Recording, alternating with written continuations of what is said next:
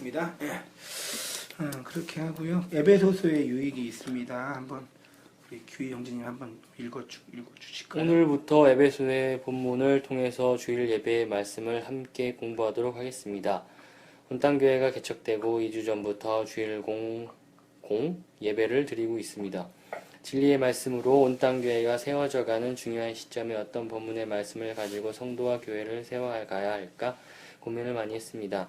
성경의 첫 번째 책인 창세기를 공부할까? 마지막 책인 요한계시록을 공부할까? 아니면 예수 그리스도의 복음의 진리를 잘 설명한 서신서를 공부할까? 설교자로서 고민이 있었는데 예배 소설을 공부해야겠다는 생각이 들었습니다.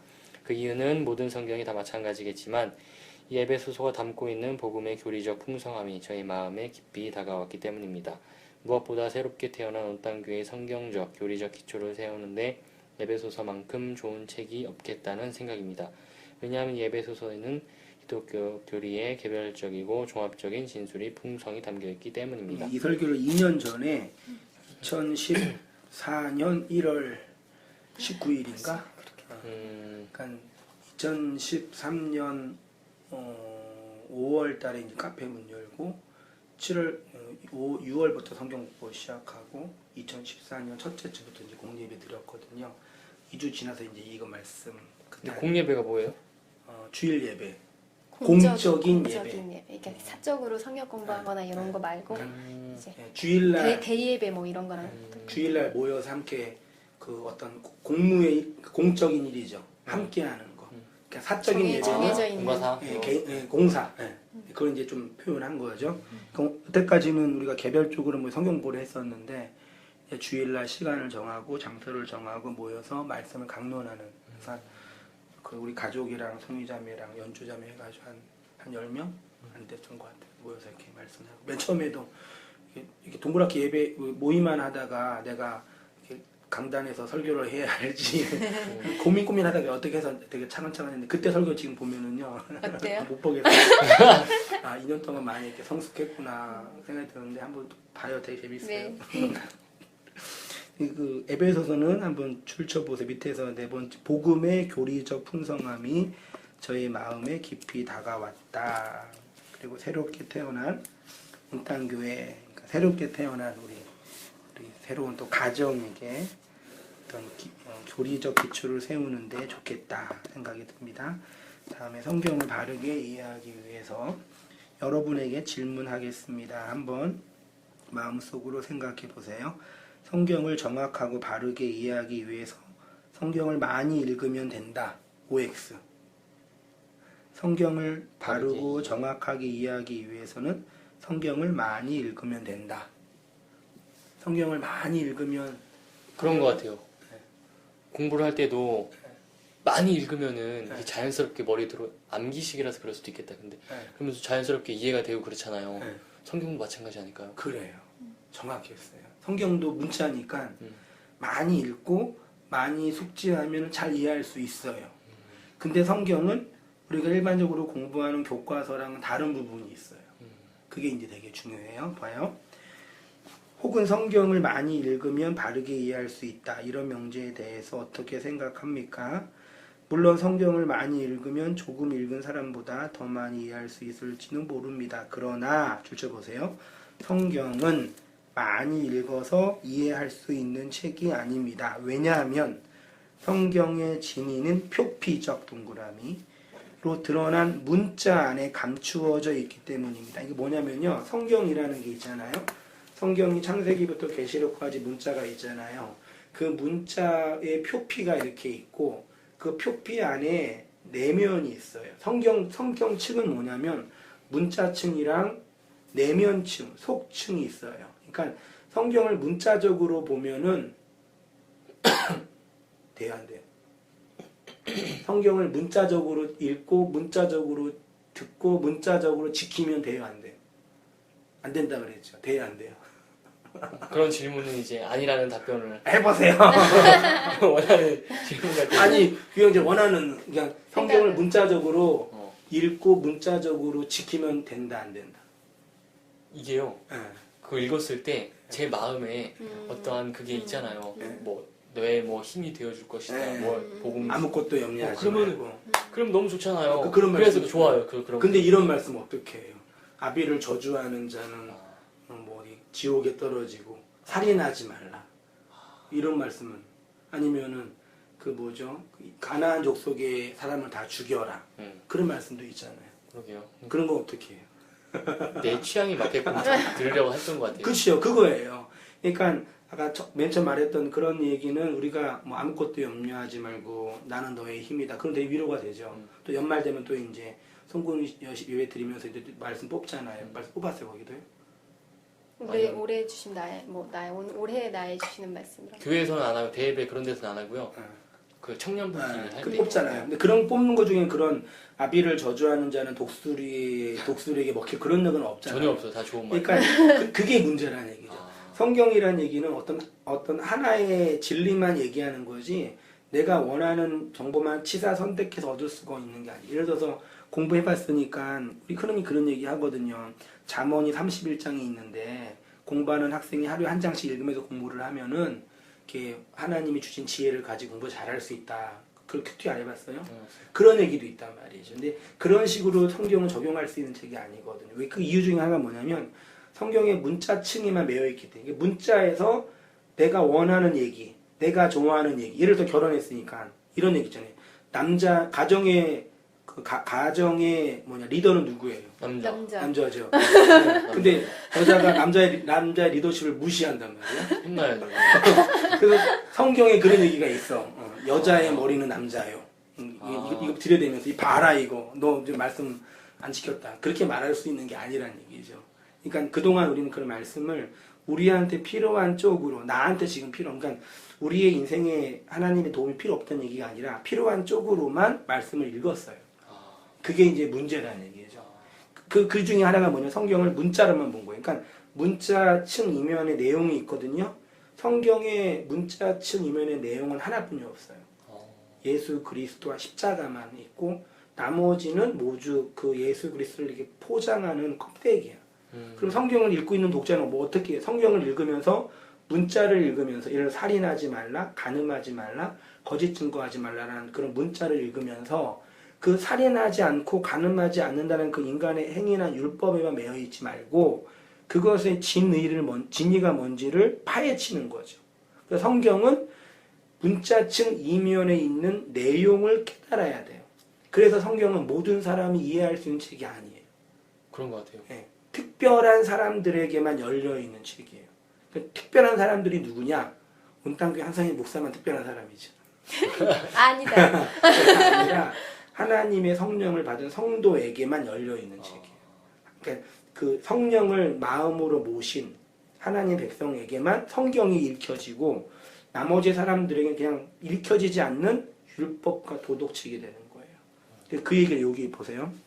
누가복음 8장 10절에 줄친데 있죠. 하나님의 나라의 뭐예요? 비밀이래요, 성경이. 비밀은 그래서 비밀이기 때문에 예수님이 어떻게 말해요?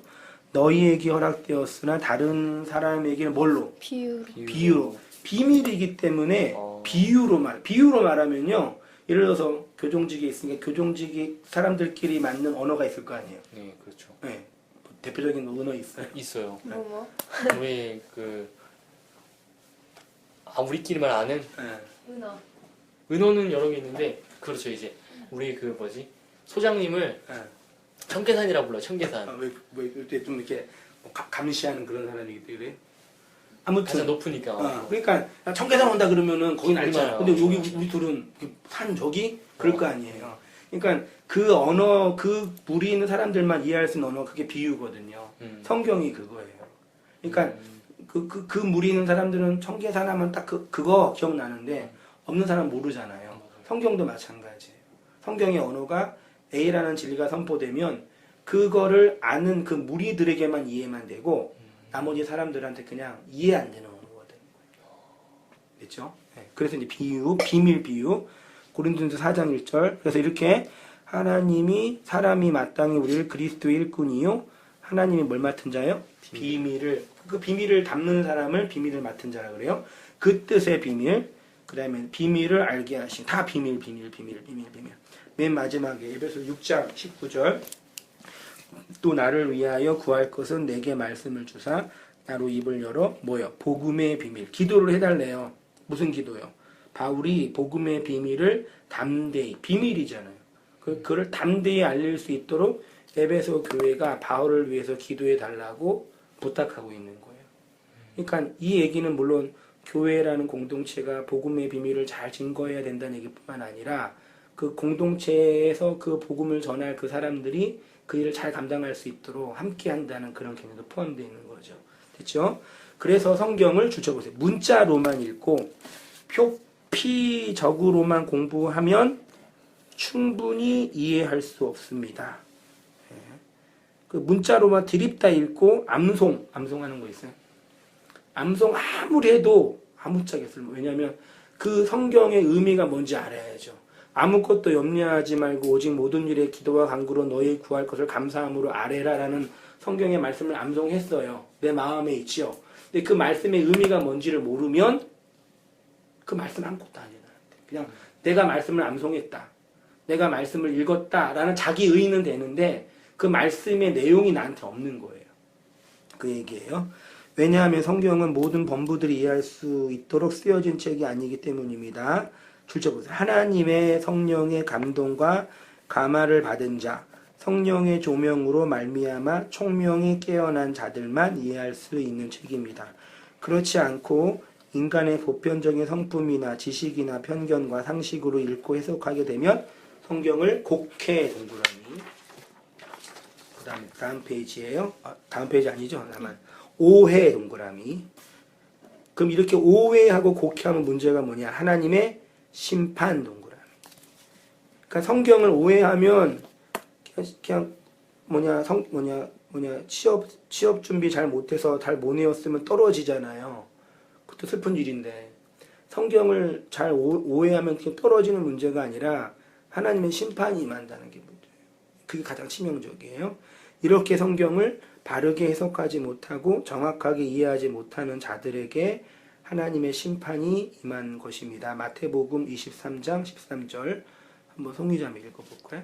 화 있을진저 외식하는 서기관들과 바리새인들이여 너희는 천국 문을 사람들 앞에서 닫고 너희도 들어가지 않고 들어가려 하는 자도 들어가지 못하게 하는도다.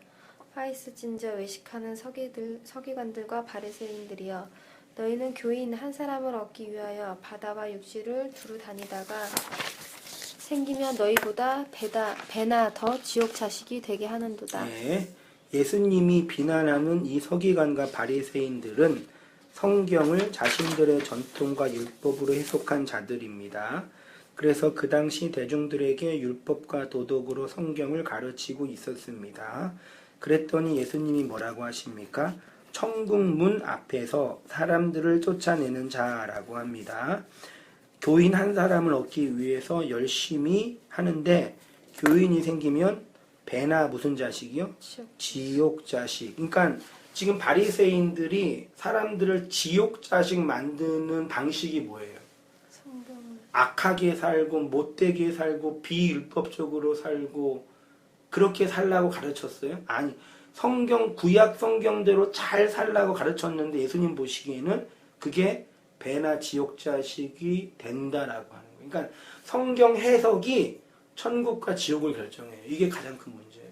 그러니까 뭐 성경 해석이 이 땅의 성공과 번영과 실패와 좌절 정도가 아니라 영원한 하나님의 나라를 결정하는 문제라는 얘기죠. 그래서 어마어마하게 중요한 문제예요. 이 문제가. 그러니까 교회는 성경을 바르게 해석하고 증거해야 되는 의무가 여기에서 나오는 거죠.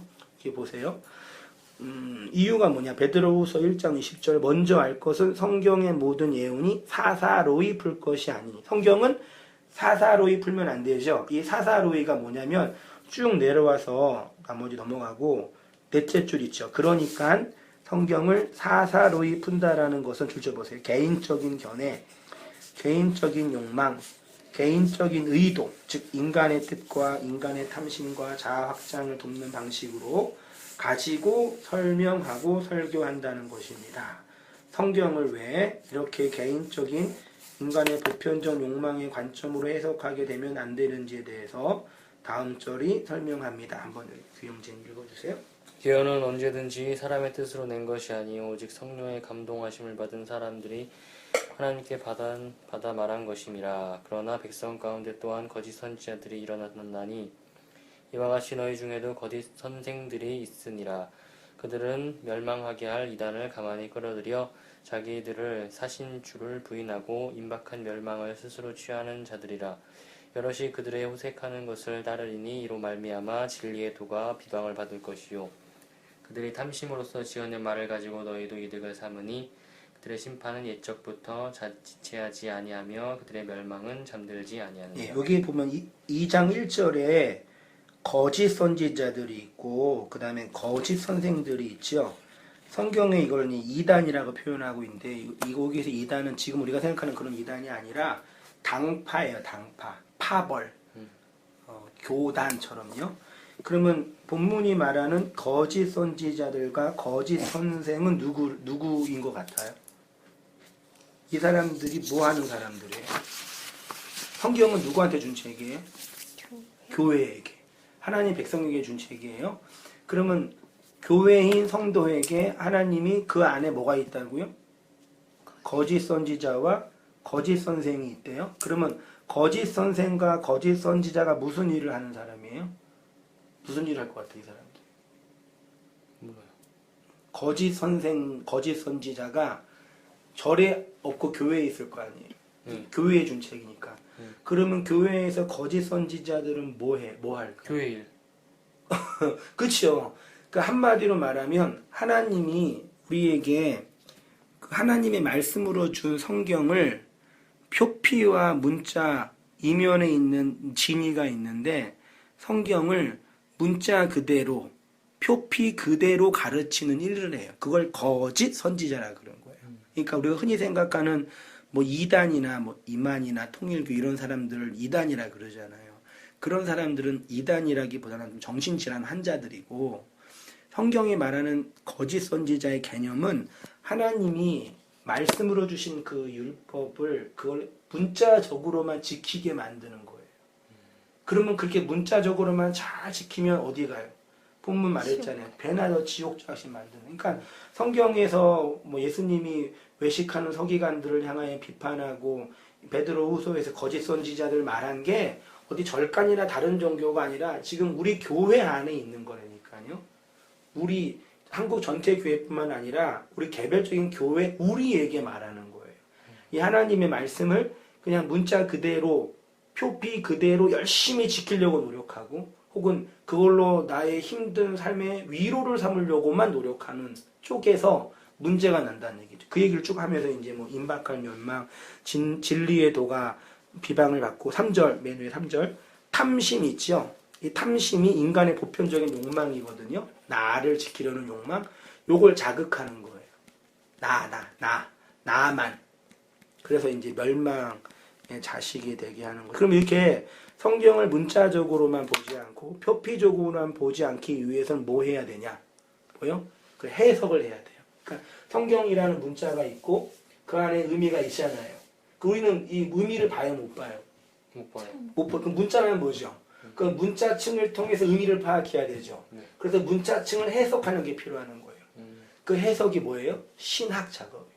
그래서 성경 신학, 조직 신학, 역사 신학을 통해서 성경에 있는 문자의 표 안에 있는 의미를 파악하는 거예요.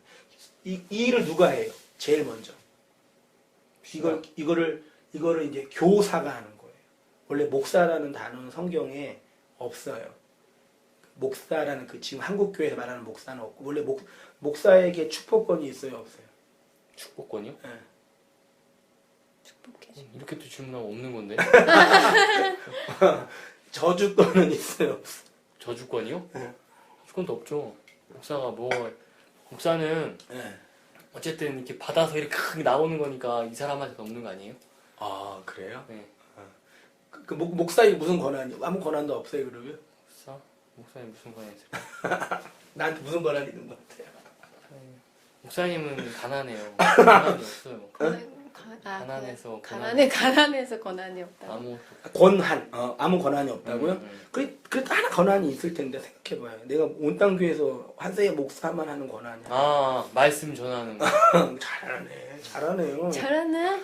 그건 이제 말씀 전하는 거, 그러니까 강도권이에요.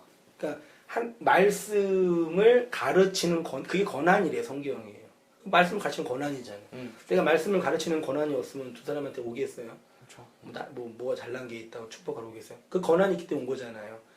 그래서 목사라는 그 공동체의 리더가 그 말씀을 함께 나누는 거예요. 해석하는 거예요. 그래서 신학도 공부하고 인생도 살면서 이 시대에 동시대인 동일한 성도들에게 동일한 입장에서 하나의 말씀을 가르치는 권한. 그러니까 가르치는 권한. 네. 목회자의 권한은 뭐 그게 권한이라고 하면 권한일 수 있는. 어쨌든 그 말씀을 해석하는 거죠. 그런 거야. 그러니까 뭐 목회자가 뭐 기도해주고 축복 필요해 뭐 해주면 좋은데 그거는 목회자의 가장 중요한 일은 아니라는 얘기죠. 그 일을 위해서 이제 신학도 배우고 교리도 배우고 등등등 배우는 거예요. 제가 썼는데 세 번째 줄에 바르게 해석하기 위해서 있죠. 바르게 해석하기 위해 최소한 세 가지 방법, 세 가지 신학적인 노력을 해야. 첫 번째는 뭐예요? 성경신학 동그라미 그리세요. 네. 두 번째가 조직신학, 세 번째가 역사신학. 성경신학은 뭐예요? 구약과 신약을 나누어서 성경의 원문, 뭐 히브리어, 아람어, 헬라어, 그 다음에 구속사. 조직신학은 성경론, 실론, 동그라미 성경론, 실론, 인간론, 기독론, 구원론, 교회. 여기 최소한의 책 이게 이제 교리거든요. 여기 보면은 여기 나와요. 실론, 인간론, 기독론, 구원론. 공부도 했잖아요. 뭐 교정학하면 나올 거 아니에요. 그렇죠? 학에서 떠올라서 개념이 있을 거 아니에요. 난 몰라 그런 거. 그런 개념이 있잖아요. 물론 그런 게 이제 사람을 분별하는 방식으로 하는 겁니다. 그렇게 정리가 돼 성경은. 이런 틀을 가지고 성경을 해석해야지 그냥 읽고 감동받은 거 나한테 필요한 말씀 그럼 말도 안 되는 부적이에요.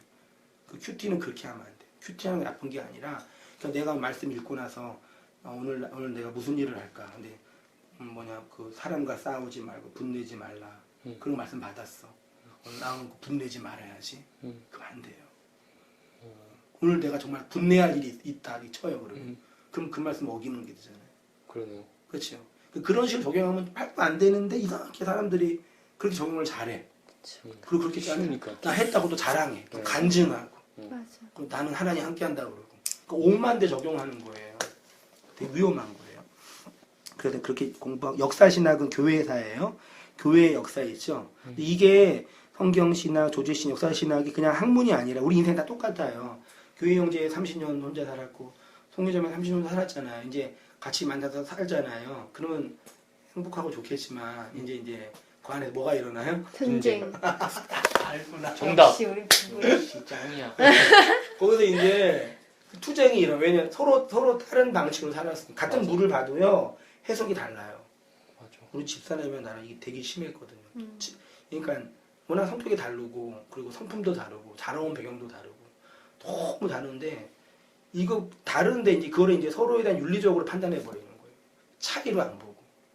그러니까 나중에 그렇게 하다가 이제 나를 무시하는 거라고 표현하기도 하고 나를 공격했다고 표현하고 그렇게 원래는 나는 그냥 내 행동을 한 건데 그 사람에게는 그렇게 들리는 거예요. 그렇게 인식이. 근데 그거는 윤리의 문제가 아니라 이제 조정하는 거죠. 그래서 이제 맞춰가는 거죠. 그래서 이제 서로의 그런 얘기하고 살다 보면은 이 사람이 그렇게 판단하고 행동할 수밖에 없었던 이유가 그런 양육과 그런 배경 속에 나왔구나를 해석하죠. 그러면 그 행동을 이해할 수 있게 되죠.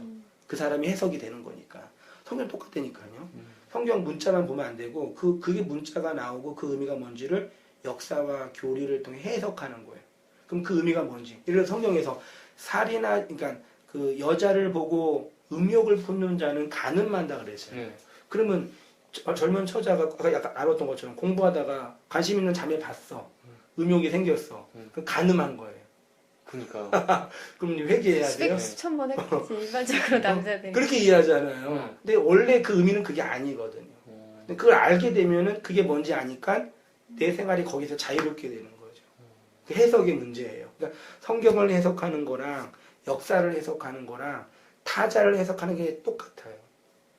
그 사람을 보면서 그 사람의 현상과 지금의 말만 보지 말고 특히 이제 내 경험으로는 자매는 훨씬 더 복잡해. 형제보다 훨씬 더. 맞아요. 다 되게 지금도 되게 어려울 때가 있어요.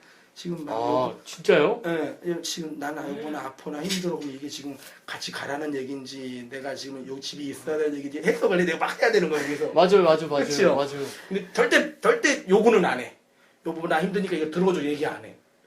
근데 안 들어줬어 예를 들어서 그럼 나중에 이제 얘기하는 거지. 왜 그거 안 내가 들어줬냐? 힘들었는데. 나한테 아무 얘기도 안 했냐고. 맞아요. 여자야. 그래요? 근데 그게 이제 이렇게 결혼 생활 오래 하셔도 그런 게 있단 말이에요. 그거는 다르니까 아예 항상 그렇게 다르니까. 말하니까 옛날에는 몰랐지 그거를 왜 그래서 그냥 힘들면 말하고 아니면 간두지. 난 그랬거든. 근데 그러면 훨씬 더 여성은 이제 훨씬 더 왜 그런지는 나도 모르는데 그냥 그렇게 만들어 놓으셨으니까 그걸 인정을 받아내야 그래야지 가정이 행복해지는 거지.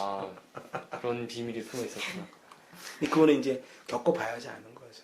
그 사람과 직접 이제 겪어보고, 그러니까 그 원래 남녀가 만나서 하나가 되는 것 자체가 서로 아는 거니까 그게 진짜 아는 거거든요.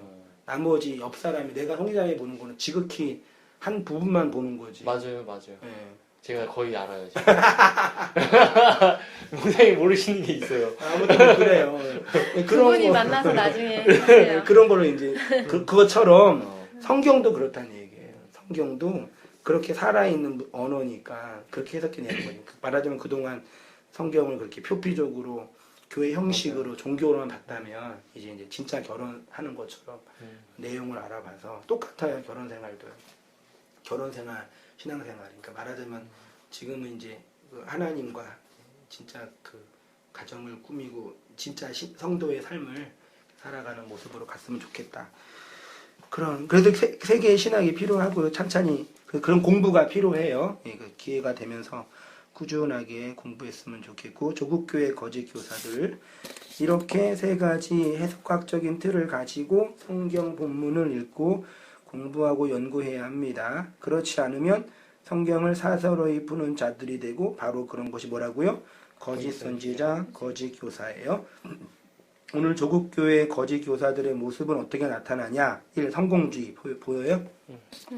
성공주의 동그라미 2. 기복주의 3. 신비주의 4. 교권주의 성공주의는 뭐냐면 이 세상에서 복받고 성공하자 라는 얘기. 하나님은 우리가 성공하고 번영하기를 원한다.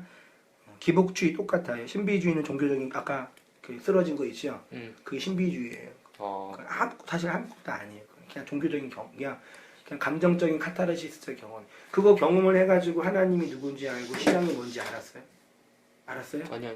그냥 경험만 한 거잖아요. 그거예요. 그 종교적인 체험만 한 거지 실제는 아니라는 얘기죠. 그게 신비주의. 그 다음에 이제 교권주의는 어떤 교권주의라고 이런 것들이 이제 있는데 그 예를 들어서 예수님은 사랑입니다. 설교 들어봤죠? 네. 그러면 그 예수님은 사랑입니다. 예수님을 사랑하세요. 예수님을 사랑하는 자에게 복이 임합니다. 여기 이거의 문제가 뭐냐면 이거는 예수님이 누군지도 모르고 사랑이 뭔지도 몰라요. 그럼 예를 들어서 예수님을 사랑하세요라고 설교자가 설교를 했는데 회중들이 아멘 했어요. 그러면은 그 얘기를 듣고 어떻게 살아요? 예수님은 사랑이래. 사랑은 좋은 거래. 거기에 머무르거든요. 그러니까 뭘 말하냐면 그걸 전파복음이라 그러는 거예요. 그냥 껍데기만 얘기하는 거예요. 열심히 사세요. 헌신하세요. 봉사하세요. 11조 하세요. 사랑하세요. 좋은 얘기죠. 근데 거기 안에 내용이 뭔지 몰라요. 그거를 전파복음이라 그래요. 다 우리 많은 한국교회 설교가 다 이런 모양이거든요. 다 듣고 나면 좋은 얘기예요. 사랑하세요. 힘내세요. 복 받으세요. 자녀의 복을 받으세요. 근데 그 내용이 뭔지를 모르는 거예요. 그거를 이제 거짓 선지자라고 해요. 그 거짓 선지자는 어떤 나쁜 말 하는 게 아니라 그냥 껍데기만 얘기하는 거라니까요. 껍데기만. 사랑하세요. 두 사람 행복하게 사세요. 결혼 생활 열심히 하고 서로 의지하시고 자녀 많이 낳으세요. 근데 실제로 사는 거랑 상관이 없다니까 그거는. 부딪히는 과정 속에서 서로 이렇게 왔다 갔다 하는 그 과정 두 사람만의 몫이잖아요. 그거는 아무도 얘기를 못 하는 거예요. 말하자면요. 근데 복음은 그 내용을 얘기하는 거예요. 그러면 사랑이 뭔지, 충성이 뭔지, 헌신이 뭔지를 가르쳐 주는 거죠. 그 명동에 가면은 지금도 할아버지가 빨간 십자가 들고 예수 천당 불신지옥 하잖아요. 그 말 듣고 사람이 구원받을 수 있어요, 없어요? 그 말 딱 듣고 십자가 보고 감동받아서 나 예수님 믿어야 되겠다. 그럴 수 있어요, 없어요? 왜요? 왜 안 돼요? 지금 말하는 거죠. 예수 천당 했잖아요. 근데 예수가 뭔지를 모르는 거예요. 예수가 뭐예요? 그 아저씨, 잘생긴 아저씨, 눈 파란 그 아저씨가 예수님이에요? 아니, 이해 아니에요. 그분 예수님이에요? 그려져 있으니까 저도 그렇게 생각해 왔어요. 아니에요. 그분 예수님 아니에요. 예수가 뭔지 모른단 말이야. 그렇죠? 나를 위해 죽으신 그 사랑 많으신 그분이 예수님이에요? 모르죠? 그 사람인 것 같아요. 그러니까 모르잖아요, 우리가. 그 예수가 뭔지 몰라요? 천국이 뭔지 알아요? 천국? 우리 큰아들 고백처럼 맛있는 음식이 있는 곳이 천국이에요? 천국? 하나님이랑 친해요? 오늘 죽어서 천국 갈 수 있어요? 몰라요, 그런 거. 그러잖아요. 천국 간다고 쳐요. 그럼 거기 가서 뭐 할 거예요, 말하죠? 그러게요. 하나님이랑 영원히 있으면 되잖아요. 재미없을 것 같아요. 그러니까 그 천국이 아니죠, 거기가 그러면. 사랑하는 송이자매 있으면 천국이겠지만 하나님에 있으면 천국이 아닐 거 아니에요. 나에게는 최소한. 뭔지 무슨 차이인지 알겠죠? 몰라요. 모르겠어요? 그러니까 예수 천당하면은 예수가 가지고 있는 의미가 뭔지를 모르는 상태에서 그 문자만 받아들이면 아무것도 없는 거예요, 그냥. 없잖아요, 아무것도. 아무것도 없는 거라니까요. 그 얘기 하는 거예요. 그게 이제 그 껍데기만 말하는 거다. 그 얘기 한 거예요. 그래서 에베소서를 공부하는 이유는 에베소서를 공부하는 유익이 뭐냐? 그 교회가 무엇인지 믿음이 무엇인지 얘기해줘. 1번 에베소서는 하나님의 본질과 사역에 대해 선포합니다. 송기자매인가? 네. 바울이 1장 1절에서 어떻게 고백합니까? 하나님의 잘했어요. 뜻으로 말미암아 그리스도 예수의 사도된 바울은 이 서신이 가장 중요한 주제는 하나님입니다. 2절에서도 하나님 우리 아버지와 주 예수 그리스도로부터 은혜와 평강이 너희에게 있을지어다 라고 설명합니다. 바울은 항상 언제나 하나님으로부터 시작합니다. 인간의 존재와 역사도 하나님으로부터 시작되었습니다. 네, 성경은 하나님의 책이요 하나님의 계시입니다. 그래서 우리는 언제나 하나님으로부터 시작합니다. 오늘 우리 조국교회가 당하는 고통의 원인은 너무 주관적이고 상대적인 평가에 일희일비하기 때문입니다. 우리가 너무나 우리 자신들에게만 관심을 기울이기 때문입니다. 너무나 자기 중심적인 사고체계를 가지고 있기 때문입니다.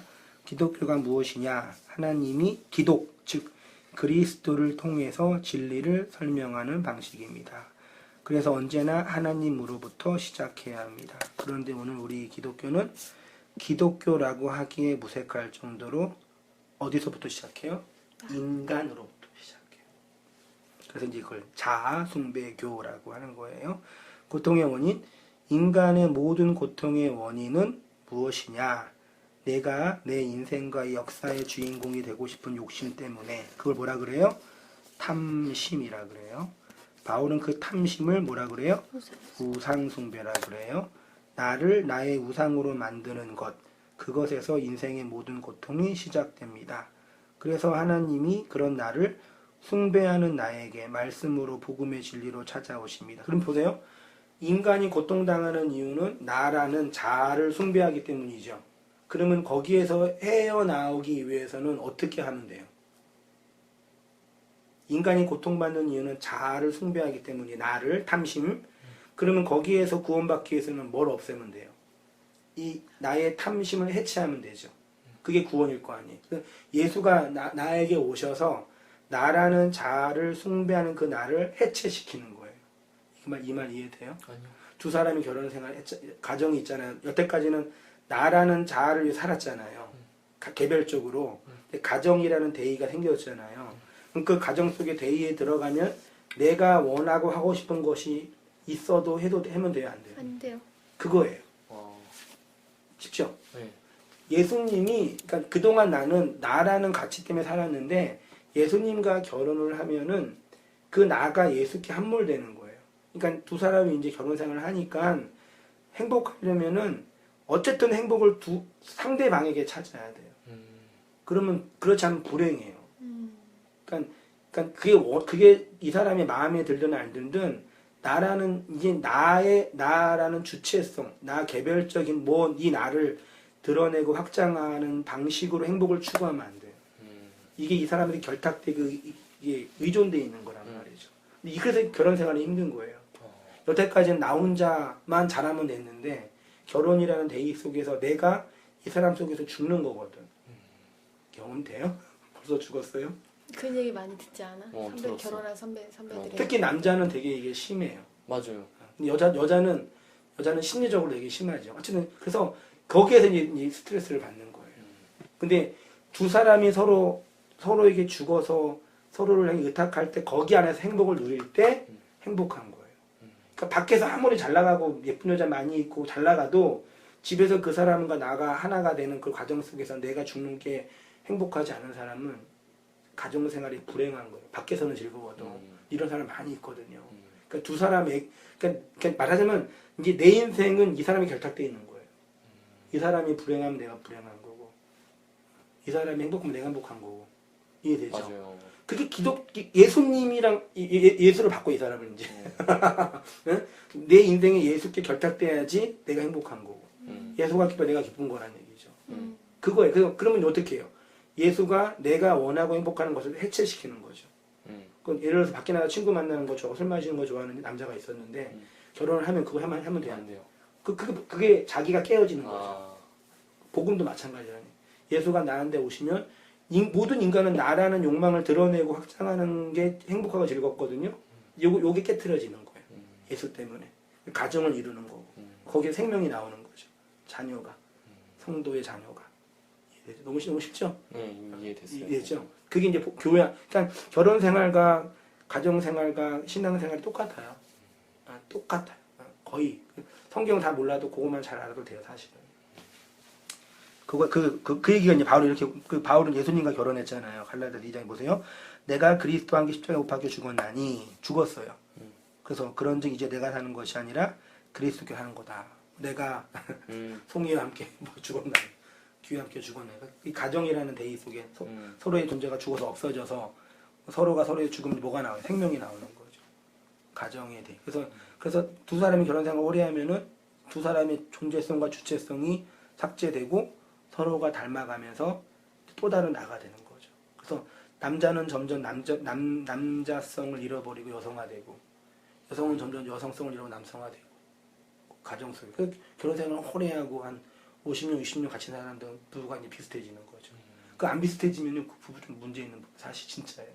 가정적으로 볼 때는 어떤 심리적으로 어떤 이렇게 의존 관계가 안 돼 있거나 어떤 불만이 있거나 해결이 안 됐거나 그게 있는 거거든요. 바울은 그거 얘기하는 거예요 지금. 그래, 그거고요. 구원의 원리 송이자매 읽어줄까요? 여러분, 우리 인간이 역사 속에서 당하는 모든 고통에서 구원받기 위해서는 어떻게 해야 합니까? 여러분의 인생의 중심축을 여러분의 자아에서 하나님으로 바꾸면 됩니다. 아담의 죄를 유전으로 받은 모든 인간은 본성적으로 자신의 자아를 지키고 확장하기 위해 존재합니다. 자아 보호 장치가 항상 가동됩니다. 이것이 오늘날에는 자아 확장, 자아 실현, 자아 행복 이런 말로 설명됩니다. 아무튼 인간은 그 존재론적으로 자신의 자아를 확장하고 성취하는 본성을 가지고 삽니다. 예, 그래서 이게 이제 가정도 똑같아요. 그래서 나를 위해 내가 하고 싶은 것과 가정을 위해 해야 할 일이 겹치는 거죠. 말하자면요. 이게 항상 죽죠. 그래야지 가정이 행복하죠. 근데 이제 옛날에 우리 어머니 세대들은 엄마가 죽었잖아요. 말하자면. 근데 그 죽음이 상처가 된 거죠. 억지로 죽은 거죠. 한이 돼요. 남편한테 놀려서. 그건 나중에 자식한테 풀죠. 근데 그런 부분 시부모님을 모시면 이제 힘들죠. 여자가 이제 고통받죠. 말하자면. 그러니까 똑같아요. 그러니까 복음 안에서 그러니까 비복음은 예수님을 안 믿으면 벌 받고 11조를 안 하면은 무슨 일이 생기고 주일날 예배를 안 가면 무슨 그런 두려움 때문에 교회를 다니잖아요. 아까 그런 엄마랑 똑같은 거예요. 그런 거는 뭐가 항상 있어요. 네, 상처가 돼요. 내가 지금 하나님보다 힘이 약하기 때문에 믿어주는 척하는 거죠. 내가 더 힘이 세면 당장이라도 죽일 수 있는 사람이라면 안 믿죠. 근데 복음은 그런 게 아니죠. 그거예요. 이런 인간의 존재 양식에 하나님이 우리의 중심축이 된다는 것은 뭡니까? 내가 죽는 거예요. 그래서 내가 나의 자아를 지키고 확장하는 모든 삶의 방식을 버리고 하나님 속으로 한 몰에 갑니다. 그 뭐가 나를 공격해요? 하나님의 말씀이. 그래서 그것이 내가 그리스도와 함께 십자가에 죽는 것입니다. 예수님이 십자가에 죽으시고 부활하셨습니다. 그리고 승천하시고 그리스도의 영이 되어 교회인 여러분 속에 들어와 계십니다.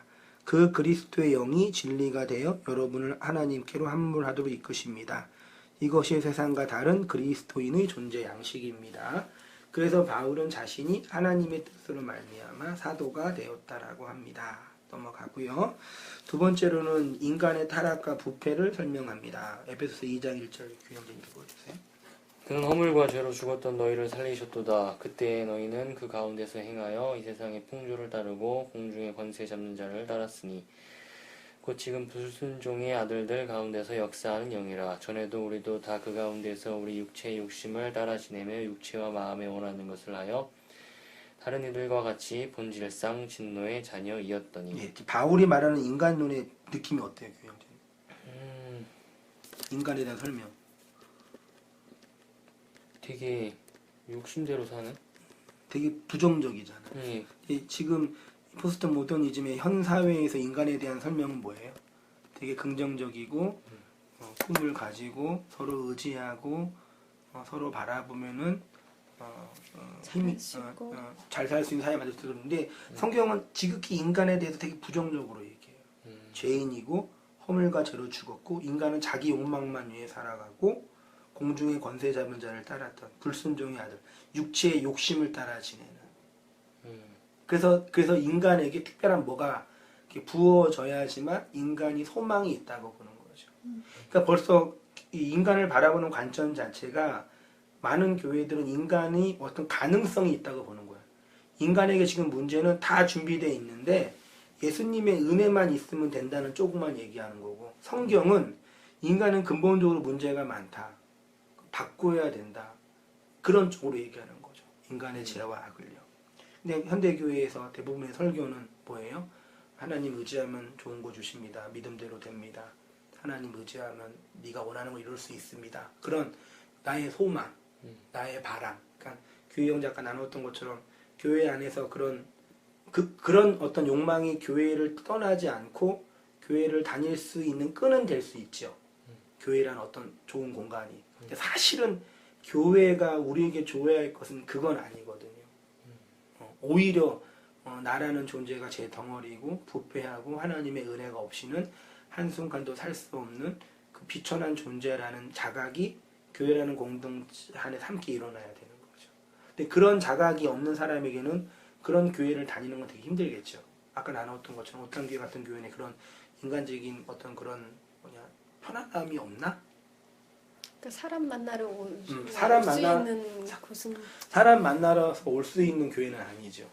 그렇지만 그거 말고 사람 만나기 위해서 갈 수 있는 교회는 많이 있어요. 교회 아니어도 되고. 그 교회 아니어도 되고 심지어 조기 축구 가도 되고 더 재밌지 그건 사실은. 근데 그건 그래서 사람 만날 수 있는 교회, 사람 만나는 것 자체가 나쁘다는 얘기가 아니라 복음을 만나 복음으로 교제하고 진리로 나눈 것 자체 속에서 자연스럽게 흘러나올 수 있는 그런 구조가 교회 안에 만들어져야 되는 거죠. 어쨌든 교회는 인간에 대해서 절망적으로 부정적으로 얘기한다. 그래서 소망이 없다. 인류의 모든 사상과 학문과 종교 중에 인간을 이렇게 부정적으로 보는 것은 없어요. 성경만큼 인간의 전적인 타락, 부패, 무능과 불능을 증거하는 책도 없습니다. 인간은 끊임없이 희망이라는 파랑새를 찾고 진화하고 진보하고 발전하기를 꿈꿉니다. 정치가들은 대중들에게 근거 없는 희망을 줍니다. 성경은 이 모든 인간의 희망을 산산조각냅니다. 줄쳐보세요. 원래 성경은요, 인간의 이 소망을 산산조각 부셔버리고 가루. 그러면 이제 무서운 책이. 예, 부셔버리고 가루를 만들어서 뭐 하려는 거예요? 죽이려는 거예요. 진짜 소망이 뭡니까? 그래서 인간의 유일한 소망은 인간 안에서가 아니라 인간 밖에서 들어오는 거예요. 그거를 가르치려고 넌 죽었다를 얘기하는 거죠. 2장 4절 긍휼에 풍성하신 하나님이 우리를 사랑하신 그 큰 사랑을 인하여 있죠. 에베소서는 그리스도의 복음을 설명합니다. 말씀드렸듯이 기독교는 하나님이 그리스도를 통해 진리를 설명하는 종교. 한번 줄쳐보세요. 기독교는 뭐냐? 하나님이 그리스도를 통해 진리를 설명하는 거예요. 그래서 하나님을 담은 예수 그리스도라는 진리의 내용이 무엇인지 알아야 합니다. 우리 주 예수 그리스도를 떠나서는 구원도 없고 복음도 없습니다. 복음은 특별히 뭐에 관한? 예수 그리스도에 관한 것입니다. 넘어가고요. 그래서 그리스도를 알아야 된다. 그 다음에 이제 에베소서 1장 3절부터 쭉 다 뭐가 있어요? 그리스도 안에서 쭉. 그래서 그리스도 안에서 뭐가 있는지는 이제 이해해야 된다는 얘기고요. 한번 읽어보시고 이렇게 하나님의 위대한 구속은 그리스도 안에서 계획되고 그리스도 안에서 실행되고 그리스도 안에서 완성됩니다. 그리스도의 이러한 사역으로 말미암아 하나님의 원대한 구속의 목적이 완성됩니다. 마지막으로 에베소서는 그리스도의 뭐요? 몸인 교회에 대해서 말합니다. 1장 10절 하늘에 있는 것이나 땅에 있는 것이 다 그리스도 안에서 통일되게 하려 하심이라. 하늘과 땅의 통일은 그리스도의 구속 사역을 통해서 이루어지고 완성됩니다. 바로 이 사역을 위해서 그리스도의 죽으심과 부활과 승천으로 말미암아 그리스도의 성령이 강림하였습니다. 성령이 강림해서 어디 안에 계셔요? 어디 안에 계셔요? 성령님 어디 계셔요? 우리 안에. 우리 안에. 내 안에? 네. 그래요. 이 성령 강림으로 하나님이 세우신 원대한 구속의 계획을 이 땅에서 실행하는 기간이 세워져. 그게 뭐예요? 교회예요. 그래서 하나님의 목적은 바로 그리스도의 몸인 교회를 통해서 명확하게 밝혀집니다. 그리스도 안에서 모든 나라를 함께 모으는 것입니다. 그럼 교회의 머리는 누구예요? 그리스도. 교회의 머리는 그리스도. 그리스도의 몸은 교회. 그러면 규형제님 교회죠. 네. 그러면 규형제님의 머리는 누구예요? 내 머리? 내 머리. 교회라며. 네. 교회잖아요. 그럼 규형제님 머리가 있을 거 아니에요? 네. 머리가 누구예요? 그리스도. 그러면 규형제님 머리는 어디 있어요? 제 머리요? 그러니까 나가 그리스도의 몸이고 나의 머리가 예수님 그리스도라면 그럼 내 머리는 없어졌어요. 어디 갔어요? 어디 갔어? 없네 그러면. 없지요. 네. 무슨 말인지 알겠어요? 내 머리가 없다라는 게. 아, 그 말이 그건가? 내가 죽고 그치요. 하나님이 예수님 주인 그리스도가 예. 내 그게 주인 예, 되신. 그게 자기 죽음이라는 얘기죠. 어. 머리라는 주체성이잖아요. 이 주체성이 어떤 내 밖에 있는 거대한 힘에 의해서 삭제당하는 거예요. 내가 죽는 거예요. 이 경험이 역사 속에서 되는 거죠. 말씀으로 말미암아. 그 얘기가 여기 있어요. 그러면 어떻게 귀 형제님의 머리로 예수님이 들어오게 됐는지를 설명해 볼게요. 요한복음 19장 30절 예수께서 신 포도주를 받으신 후에 이르시되 다 이루었다 하시고 머리를 숙이니 영혼이 떠나가시냐 있죠. 잘 봐요. 중요해요. 여기요. 예수님의 운명에 대해서 요한은 머리를 숙이니 영혼이 떠나가시니라고 합니다. 그렇다면 그리스도의 영혼이 어디로 떠나가셨냐라는 얘기. 영혼이 떠나갔대잖아요. 이것은 단순히 인간 예수의 죽음만을 설명하는 것이 아닙니다. 예수 그리스도의 죽음으로 새롭게 탄생되는 교회의 머리를 설명하는 것입니다. 본문을 원문으로 보면 클리노, 호 케팔레, 파라디도미, 호 푸뉴마인데 숙이다가 클리노로 쓰러지다 함락되다이고 케팔레는 머리이고 머리를 뜻하는 것은 주권과 권위와 명예와 위엄이고 돌아가시다가 파라디돔이에요. 그럼 봐요. 머리를 숙이니 영혼이 떠나간다는 걸 번역을 하면 예수님의 머리, 예수님의 주권이 어디로 넘겨졌다는 얘기예요. 십자가상에서 예수님이 딱 죽으니까 예수님의 머리가 어디로 넘겨지셨다는 얘기예요. 예수님이 공생의 기간 동안 제자들에게 여우도 굴이 있고 공중의 새도 집이 있지만 나는 뭐 둘 데 없다? 머리 둘 곳이 없다 그랬잖아요. 그 말이 예수님은 가난하다는 얘기가 아니라 예수님의 머리가 어디로 넘겨져야 되는데 아직 넘겨지려면 거기가 만들어지지 않은 거예요. 그럼 예수님의 머리가 어디로 넘겨져요? 교회로. 교회는 언제 만들어졌어요? 성령 강림 이후에. 그러면 성령 강림 이전에 예수님의 머리는 교회로 못 넘겨지죠. 예수님이 죽어야지만 성령이 임하는 거니까 예수님의 죽음을 통해서 예수님의 머리가 새롭게 만들어지는 교회로 이입되는 거죠. 그러면 그 교회의 머리는 어떻게 돼요? 성령에 의해서 삭제당하는 거고 그 예수님의 머리, 몸이 교회로 이렇게 우주적인 교회가 만들어지는 거예요. 그게 천국 하나님의 나라죠. 그러니까 이렇게 말씀과 진리를 통해서 그 예수님의 진리를 증거하면은 그 말씀을 듣는 이 땅의 영혼들이 그 말씀을 받을 때 나라는 머리가 삭제당하는 거예요. 나라는 주체성이 없어지고 예수님의 머리가 들어와서 내가 교회로 편입되는 거죠. 그래서 구원받는 거예요. 머리로 편입되지 않으면 내 몸은 나의 주체성으로 있는 거니까 이 가정이라는 데이 속에 편입되려면은 가정 속에 서로가 죽어야 되잖아요. 나는 이 가정의 일원은 아니잖아요. 여기 죽지 않았으니까 이해되죠? 그게 교회라는 얘기죠. 교회가 그렇게 신약교회 그렇게 만들어지는 거예요.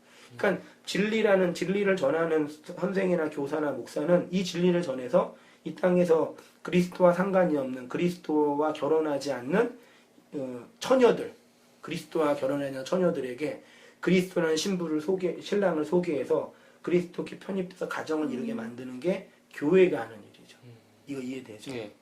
그래서 교회가 이렇게 있는 거예요. 근데 그동안은 한국 교회는 이상한 뚜쟁이가 된 거죠. 좋은 신랑이 있어. 네 꿈이 이루어져. 그렇게 괜찮은 신랑이거든. 네가 바라는 데 죽고 와. 거짓말하는 거죠. 그 예수는 나라는 이 땅에서 나라는 존재의 주체성을 삭제하러 오신 양반이신데 그렇게 그럼 이렇게 말하면 반론이 그거죠. 목사님처럼 설교를 하면 누가 예수님을 믿겠습니까? 묻는 거죠. 그래서 비밀인 거죠. 들을 수 있는 사람만 듣고 그 말을 알아먹는 사람은 알아먹는 거죠. 그렇게 되는 거죠. 그게 이제 여기 이 이야기 한번 이거 규영 좀 읽어볼까요? 어디요? 교회로 넘겨진 그리스도의 머리. 그러니까 그리스도의 육체적 죽음으로 그리스도의 머리가 어디로 넘겨졌다는 것입니다. 그럼 그리스도의 머리는 어디로 넘겨진 것입니까? 바로 교회로 그리스도의 머리가 넘겨진 것입니다. 머리는 주권과 권위를 상징하니까 그리스도의 주권이 그리스도의 권위가 교회로 이입됐다는 뜻입니다. 그래서 교회의 머리가 주님이 된 것입니다. 예수의 머리 즉 그분의 권위와 주권과 권위가 그리스도의 영이 되어 바로 교회인 여러분 안으로 들어오신 것입니다. 그래서 여러분의 주권과 여러분의 주체성이 여러분의 머리가 그리스도의 영으로 제거되고 그리스도가 교회인 여러분의 머리가 된 것입니다. 그래서 교회인 성도는 자신의 존재성과 주체성, 독립성을 그리스도께 다 차압당하고 빼앗겨 그리스도의 몸이 되는 것입니다. 이게 이제 행복하고 기쁘고 감사한 고백이 되는 거죠. 원래 결혼은 원래 그거예요. 그러니까 오늘날 결혼하기 전에 물론 그 사람과 결혼하면 행복할 거라는 기대를 가지고 결혼을 하지요. 그치요? 행복해요. 근데 이제 내가 그동안 생각했던 그런 것과는 다른 차원의 것이라는 얘기죠. 연애할 때 난 연애 7년 했거든요. 7년 연애 그래도 결혼할 때 그래도 어느 정도 연애했으니까 어느 정도 내가 안다고 생각했어요. 근데 결혼하면 딴 사람이 되는 거예요. 그러니까 내가 이전에 알았던 사람과 다른 차원으로 바뀌는 거예요. 결혼이라는 그 대의를 때문에. 그러니까 그래서 이제 그 속에서 우리 일반적으로 생각할 때는 그러니까 결혼을 왜 하냐? 나의 행복을 위해 산다 그러잖아요. 근데 되게 위험한. 그 행복이 이제 내가 원하는 것을 이룬다는 쪽인데 실제로 그 안에 들어가면 결혼이 주는 행복의 가치는 결혼 밖에서 봤을 때의 그 행복과 다른 차원이죠. 행복이 있어요. 만족이 있고 그 안에 또 기쁨이 있는데 결혼하기 전에 기대했던 것과 좀 다른 영역이라는 얘기죠. 물론 비슷한 것도 있지만 이해되죠? 안 돼요? 잘 안 돼요. 안 돼요? 네. 네, 뭐 어쩔 수 없고. 아무튼 뭐 괜찮아. 교회인 성도는 자신의 존재성과 주체성과 독립성을 차압당하고 빼앗겨서 그리스도의 몸으로 된다는 얘기고, 그다음에 마지막으로 그리스도와 교회의 비밀, 이거 에베소 5장 22절 한번 성경 좀 읽어볼까요? 아내들이여 자기 남편에게 복종하기를 주께 하듯 하라. 이는 남편이 아내의 머리됨이 그리스도께서 교회의 머리됨과 같음이니. 예, 남편의 머리는 아내의 머리는 아내의 머리는 남편, 교회의 머리는 예수. 그리스도. 이해됐죠? 예. 교회의 머리는 그리스도. 예. 그러면 이게 자, 계속 읽어주세요. 그가 바로 몸의 구주시니라. 그러므로 교회가 그리스도에게 하듯 아내들도 범사에 자기 남편에게 복종하지니라. 남편들아 아내 사랑하기를 그리스도께서 교회를 사랑하시고 그 교회를 위하여 자신의 주심같이 하라.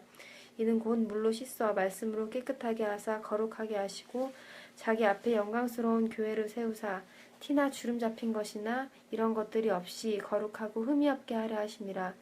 이와 같이 남편들도 자기 아내 사랑하기를 자기 자신과 같이 할지니 자기 아내를 사랑하는 자는 자기를 사랑하는 것이라. 누구든지 언제나 자기 육체를 미워하지 않고 오직 양육하여 보호하기를 그리스도께서 교회에게 함과 같이 하나니 우리는 그 몸의 지체임이라. 그러므로 사람이 부모를 떠나 그의 아내와 합하여 그 둘이 한 육체가 될지니 이 비밀이 크도다. 나는 그리스도와 교회에 대하여 말하는가. 이 말씀 가지고 이제 남편의 주된 그 의무는 뭐예요? 아내를 향해서 그리스도께서 교회를 사랑하신 것처럼 아내를 사랑하세요. 아내는 복종하고 해요? 사랑. 아내의 가장 중요한 덕목은 뭐예요? 복종해야 돼요. 네, 복종하세요. 이런 거 이 말은 거 되게 좋아하더라고요. 아내가 남편에게 해야 할 복종이 뭐예요? 제 말 잘 듣는 거. 물가주와 말가주와 무슨 말을 들어야 돼요? 복종할 거 있어요? 근데 그러니까 이 얘기는 부부 관계가 서로 사랑하고 복종 그 얘기가 아니에요. 그러니까 물론 가정에서 어떤 일정한 규칙과 원리가 있으니까 존중해야 되는데 그게 아니라 교회인 신부인 우리가 신랑인 예수님께 복종해야 된다. 교회 형제님이 여자예요. 이 땅에 있는 모든 사람은 다 여자예요. 맞아. 신랑 예수. 남자는 예수뿐이 없어요. 예수님만 유일한 남자예요. 어디서 들어본 것 같아. 한 번쯤 들어봤을 거예요. 네, 그래서 여자가 누구를 만나야 돼요? 남자를 만나야 돼요. 옛날에는 여자가 결혼 안 하면 되게 큰 문제 있는 느낌이었죠. 요즘은 아니지만. 그렇죠. 그러니까 그래서 이 땅에 있는 신부인 여자가 신랑이 남편의 말을 잘 듣고 복종하라 그 얘기를 하는 거지. 여기 있는 그 자매가 신랑한테 복종하라 그 얘기가 아니에요. 들어봤어 이거. 네. 목사님이 말하는 것처럼 들어봤어요. 어디서? 네. 들어봤어요. 어디서는 또 이렇게 그냥 이대로. 그러니까 대부분 다 이대로 얘기해요. 표면적으로 얘기하는데. 그래서 물론 그렇게 얘기할 수 있는데 그 현실에 맞지 않아요. 복종이라는 개념 자체가 되게 노예적이고 상하 그런 위치에서 하는 거잖아요. 그런 어떤 조직 사회에서 하는 거지. 부부는 그런 조직에서 상하관계가 될 수가 없거든요. 남편은 뭐 사랑하고 아내를 복종한다 그러는데 뭐 그런 덕목으로 서로 존중하고 사랑하면 되는데 그런 가정에서 뭐 어떤 질서나 원리가 있으니까 각자 뭐 가사도 분담하고 할 거 하고 그러면 되는 거지. 그럼 뭐 이 말씀 가지고 넌 복종 안 하니? 넌 사랑해? 그러고 넌 사랑해? 목사님 오늘 그랬어. 복종 안 하고 복종이라고. 평소에 듣지도 않으면서 그만. 그죠? 그런 의도가 무슨 의도인지 알겠죠? 네. 남자 여자의 문제는 그런 복음에 관한 비밀입니다. 그렇게 해서 이제 마지막으로 남자와 여자가 결혼을 하면 맨 마지막 단락이에요. 자신의 존재성과 주체성과 독립성을 가정이라는 대의에 다 빼앗기게 돼. 이게 이제 빼앗긴다는 개념 자체가 부정적이지만 그게 행복이에요. 네, 맞잖아요. 또 맞아요. 혼자 사는 그거보다 같이 살아서 근데 의외로 육아의 고통도 있고 아직 뭐 아이는 안 낳아서 그런 건 있지만 육아도 있고 또 이제 또 친척이나 관계에서 그런 다양한 또 앞으로 당할 그런 것이 이제 다가올 때는 큰 스트레스가 되니까 그걸 미리 본 사람들 얘기해 주는 게 뭐 결혼하지 말아라, 뭐 하라. 늦게 해라. 그러니까 오늘날 이 결혼을 늦게 하는 이유 중에 하나가 이 재정적인 그런 부담. 사실 뭐 먹고 사는 문제가 없기, 먹는 게 못하기 때문에 아닌 게 상대적인 평가 때문에 이제 못하는 거잖아요. 그런 어떤 자존감의 문제나. 근데 그래서 결국 이제 나라는 존재가 이렇게 행복을 추구하는데 너무 어려우니까 차라리 그럴 바에는 그냥 혼자 살겠다. 이런 식으로 이제 움직여지고 있는데 그런 거예요. 결혼은 그렇게 그렇지만 이제 좋은 것도 있지만 나가 이제 없어요. 이전에 결혼하기 전에 나로는 못 살아요. 특히 이제 애까지 낳으면 더 심해질 거예요. 자면은 이제 지옥을. 누나를 봐. 오빠 누나. 아, 애 둘이세요? 한 명 이제 임신해. 근데 둘째 임신했는데. 첫째는 몇 살인데? 4살. 털 많이 나시네. 되게 4살 힘들겠다. 둘이 제일 힘들어요. 둘. 첫째는 좀 정신없고 셋은 좀 편해. 해봤으니까 알았다. 셋째. 뭐. 맞아, 하민이도 그랬어. 우리 집사람도 둘째 때 제일 힘들었고 또 이제 내 신대원까지 가서 집까지 안 오니까 혼자. 재정적으로 힘드니까 거의 뭐 되게 우울증도 걸리고 치명적이었죠. 신학을 내가 못할 수도 있겠다. 기도도 그때 참 그 신대원 3학년 때 2학년 3학년 때인데 아무튼 그 육아라는 그 자체도 오늘 이제 이전에 생각하지 못했던 그런 것을 보니까 결혼 안 하는 사람들이 이제 무서워하는 거죠. 결혼하면 불행하다. 이렇게. 결혼하면 내 마음대로 못 사는 내가 치료할 대가가 많이 있다. 그런 쪽은 그 사실인데 그런 쪽에서 이제 결혼에 대한 좀 웬만큼 사랑해서 이게 뿅 가지 않는 특별하게 뭐 어떤 여유가 있지 않는 그런 거죠. 아무튼 뭐 그래요. 그래서 잘 하면 되고. 그래서 나라는 독립적인 존재가 없어지고 아내, 남편이라는 새로운 존재가 됩니다. 그것이 가정이고 그것이 교회예요. 그것이 이제 에베소서가 말한다고 하는 거고요. 마지막으로요. 내가 다니던 교회를 떠나온 이유 이거 있죠? 한번 이거 우리 교육님 좀 한번 읽어볼까요? 97년 어떠한 교회를 통해 신앙생활을 시작한 나는 담임 목사를 비롯한 수많은 목사들을 통해 한 번도 성경에서 말하는 제대로 된 복음을 들어보지 못했다. 설교는 그저 자신들의 밥벌이 수단이 되어버린 교회 유지를 위해 성도들에게 열심히 독려와 목사 개인의 사사로운 감정을 하나님의 뜻으로 포장한 자기 주장들 뿐이었다. 그 목사들은 하나같이 성경의 진리를 연구하고 가르치기보다 어떻게든 교회를 더욱 안정적으로 조직화해 사람들을 모으고 예수의 영향을 주위에 끼친다는 명분을 가지고 자기들의 이름을 내고 좋은 평판을 취할 수 있을까 간만뿐이겠다. 이를 위해 지지단체를 기웃거리기도 하고 영혼을 살린다는 명분으로 이웃들을 조직적으로 자신들의 타켓으로 삼아 초대라는 이름으로 끌어들여 자신들의 시스템 안으로 넣어 자기들의 욕망을 닮은 소위 비전이라는 목표를 위해 매진하는 종교의 노예로 삼아버린다.